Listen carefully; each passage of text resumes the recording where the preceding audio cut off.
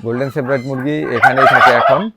একটা ফিমেল বোধহয় ডিম পাড়তে বসছে, ওই দেখেন মাশাআল্লাহ ফিমেলটা ডিম পাড়তে বসছে এখানে। এর আগে দেখাইছিলাম গোল্ডেন ফিজেন্টের মেলটা মল্টিং এ ছিল, আলহামদুলিল্লাহ এখন মল্টিং ক্লিয়ার হয়ে গেছে, কত চমৎকার গ্লেজি কালার চলে আসছে। আর সিলভারটা তো আগে থেকেই চমৎকার মাশাআল্লাহ। ঘুঘু পাখিগুলো দেখতে দেখতে অনেকগুলো হয়ে গেছে, ওদের বাসাগুলো ও ওই উপরে বাচ্চা আছে, নিচ থেকে দেখা যাচ্ছে একদম ওই কর্নারেরটা।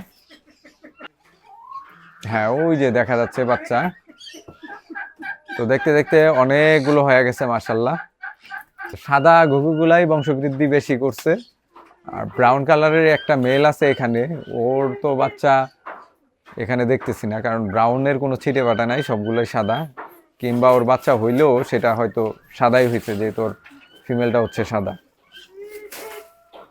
এই হচ্ছে আমাদের মাছকুবি হাঁসের মেলটা, একেবারেই যে অবস্থা হয়েছিল মল্টিংয়ে দেখতে খুব বিশ্রী লাগতেছিল, এখন কিন্তু দুইটাই সুন্দর হয়ে গেছে।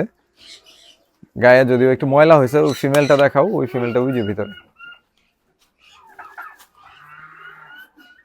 ফিমেলটা একদম নতুন হয়ে গেছে এখন মল্টিং এর পরে, মনে হচ্ছে যে একদম বাচ্চা একটা ফিমেল মাশাআল্লাহ।